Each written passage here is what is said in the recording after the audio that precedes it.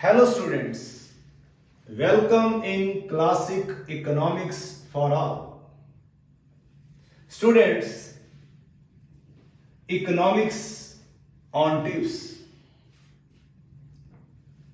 हम अपने इस चैनल पे इकोनॉमिक्स को ब्रीफ और बिल्कुल एक्यूरेट वे में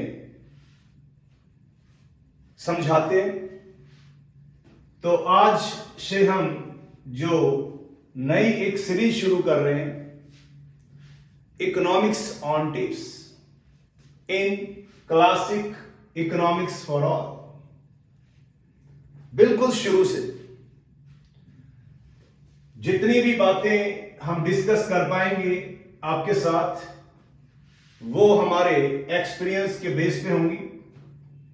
तो स्टूडेंट्स, ज्यादा बातें ना करते हुए हम शुरू करते हैं इकोनॉमिक्स की स्टडी को। तो थोड़ा सा बेसिक्स जो है उसके साथ मैं शुरू करूंगा इसको। तो सबसे पहले हम शुरू करते हैं इकोनॉमिक्स की स्टडी को बिल्कुल स्टार्टिंग से। Father of economics, father of economics. तो स्टूडेंट्स, फादर ऑफ इकोनॉमिक्स जो है वो है एडम स्मिथ। एडम स्मिथ को फादर ऑफ इकोनॉमिक्स कहा जाता है। एडम स्मिथ एक बुक लिखते हैं जो पब्लिश होती है 1776 में। बुक पब्लिश की गई 1776 में, जो वर्ल्ड फेमस हुई। बुक का नाम था an inquiry, an inquiry into nature and causes of wealth of nations।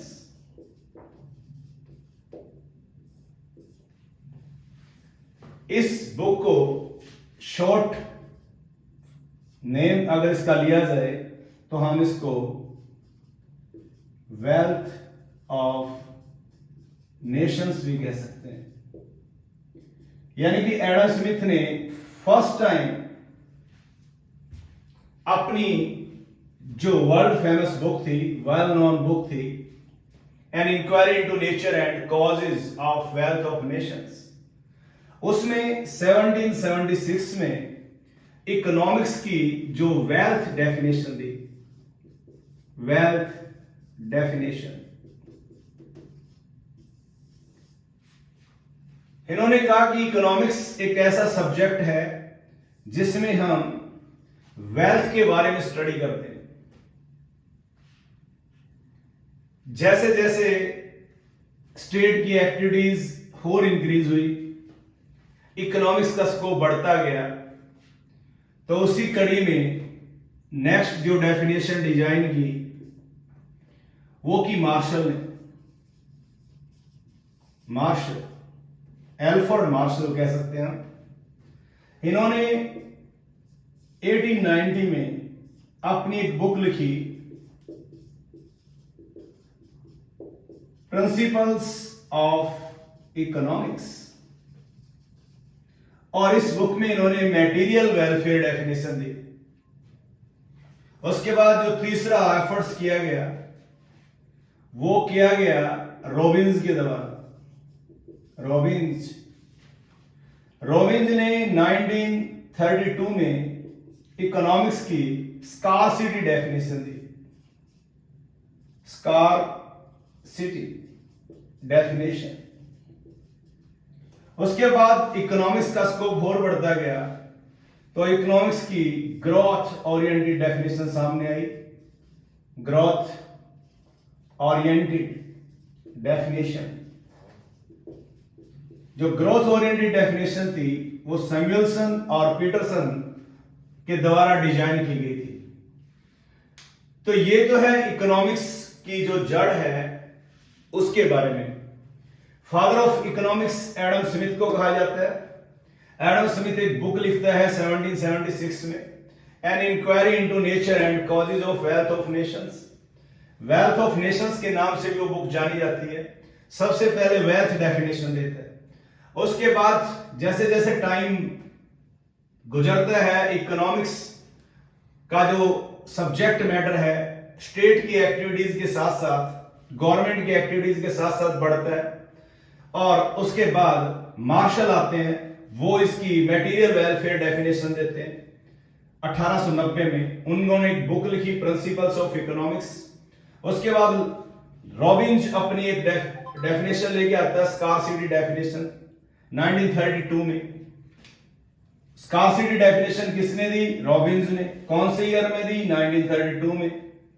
Material welfare definition किसने दी? मार्शल ने। कब दी? 1890 में। कौन सी बुक लिखी? Principles of economics. और वेल्थ डेफिनेशन एडम स्मिथ है, और Adam Smith known as father of economics. तो इस तरह से इकोनॉमिक्स जो है वो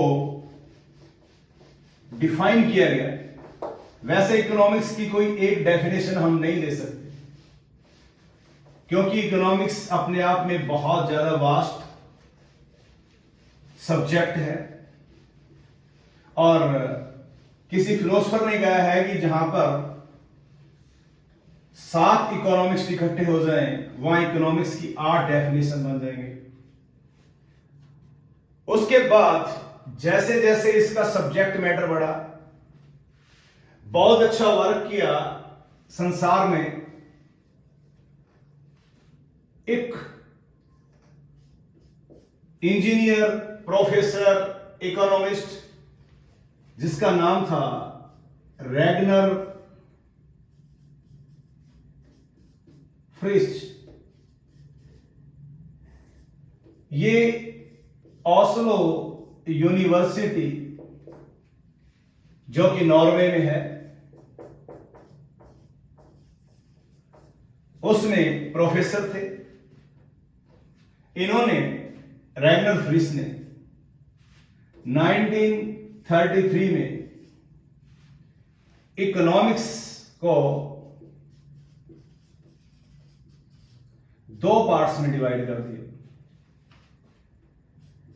इकोनॉमिक्स की एक जो ब्रांच जो इंडिविजुअल एक्टिविटीज के बारे में स्टडी करवाती है, उसको माइक्रो इकोनॉमिक्स के रूप में डिजाइन कर दिया, और दूसरी तरफ बना दी गई मैक्रो इकोनॉमिक्स। एक माइक्रो इकोनॉमिक्स और एक मैक्रो इकोनॉमिक्स। अगर आप इसको एक तुक्का मार के दिखाएं, यहां आई है और यहां ए है, डिफरेंस भी इतना ही है।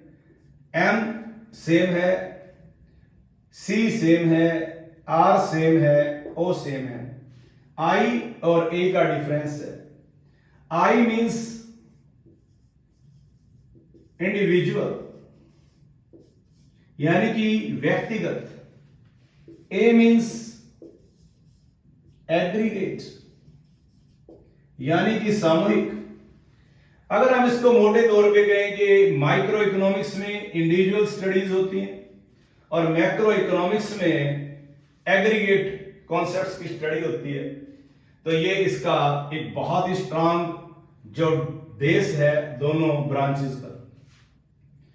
तो हम डिस्कस करते हैं पहले meaning of micro economics. Meaning of micro economics. तो माइक्रो इकोनॉमिक्स का जो ओरिजिन है, कहां से निकला है, किसने इसे डिवाइड किया इकोनॉमिक्स को, ये मैंने आपको बता दिया। तो who divide economics in 2 parts? Ragnar Frisch. In which year? 1933। Professor of Oslo university.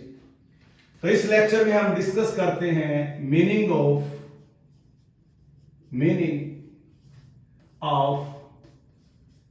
Micro economics, यानी कि माइक्रो इकोनॉमिक्स का जो अर्थ है वो क्या है। हम इसे बड़े ही सिंपल साधारण शब्दों में लिख सकते हैं। जो माइक्रो है वो इंग्लिश वर्ड है, तो हम कह सकते हैं English word micro derives from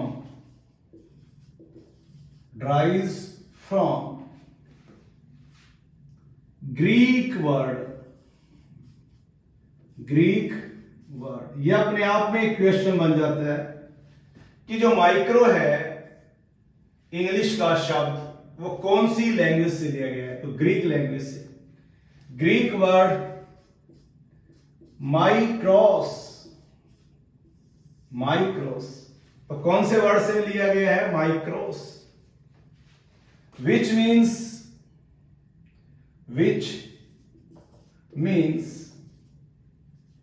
large,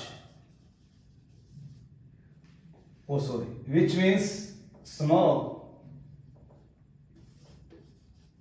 जिसका अर्थ है छोटा, स्मॉल। तो माइक्रोस का जो ग्रीक लैंग्वेज में जो मीनिंग है वो स्मॉल है। तो जो माइक्रो है वो ग्रीक लैंग्वेज के माइक्रोस से लिया गया है, जिसका मतलब होता है स्मॉल। तो हम कह सकते हैं in micro economics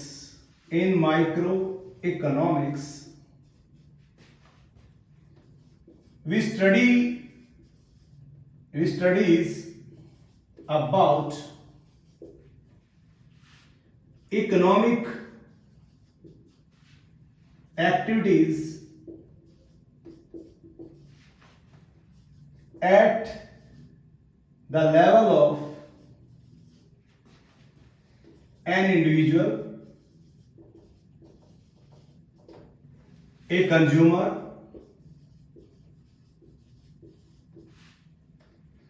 a producer और फॉर्म। यानी कि इसमें हम इकोनॉमिक एक्टिविटीज और इकोनॉमिक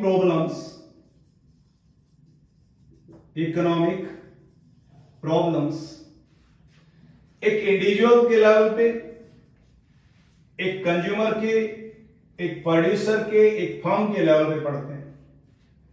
और इसे सिंपल मीनिंग में कहा जाए तो हम कह सकते हैं इन माइक्रो इकोनॉमिक्स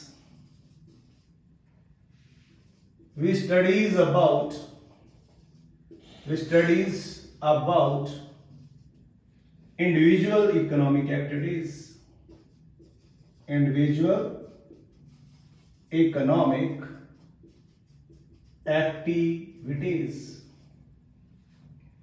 और इसकी जो स्टडी है इसे हम कह सकते हैं it's also called theory of price determination.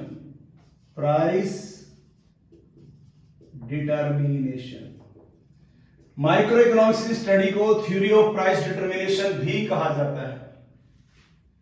और इसके अगर एग्जाम्पल्स लिखने हो हमें तो आप इसके 2 एग्जाम्पल मेन लिख दिया करो।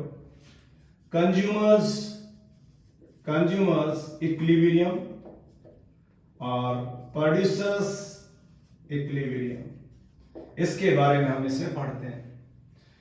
तो हमने इस लेक्चर में डिस्कस किया है मीनिंग ऑफ माइक्रो इकोनॉमिक्स। एक बार रिकैप्चुलेट कर देते हैं। इंग्लिश वर्ड है माइक्रो, ग्रीक लैंग्वेज का वर्ड है माइक्रोस, उससे लिया गया है, जिसका मीनिंग होता है स्मॉल यानी कि छोटा। तो हम इसको 2 तरह से लिख सकते हैं। एक ये वाला मीनिंग है इसका, in microeconomics we study about economic activities और economic problem at the level of an individual a consumer, a producer और ए फॉर्म। और हम इसको ये भी कह सकते हैं, microeconomics studies about individual economic activities, ये भी बिल्कुल सही मीनिंग है इसका।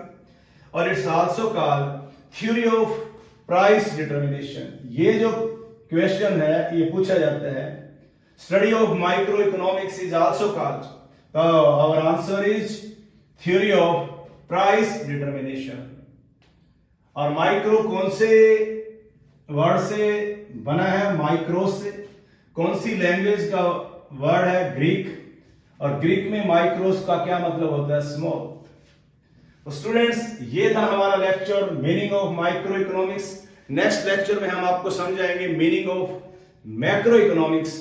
तो अगर आप हमारे इस channel classic economics for all पे बिल्कुल नए हैं तो प्लीज चैनल सब्सक्राइब करो, बेल आइकन प्रेस करो, ताकि हर एक लेक्चर का जो नोटिफिकेशन आपको मिले। तो हम इसी तरह से इकोनॉमिक्स ऑन टिप्स आपको पढ़ाते रहेंगे, बिल्कुल सिंपल वे में। कोई इसमें किसी तरह का कोई भी फॉर्मल किसी भी तरह का मैटर जो है वो हम नहीं डिलीवर करेंगे। ये सिर्फ और सिर्फ एक्सपीरियंस बेस पे बिल्कुल एक्यूरेसी के साथ एक्यूरेट मैटर होगा। तो ये था स्टूडेंट्स हमारा लेक्चर। Thanks a lot.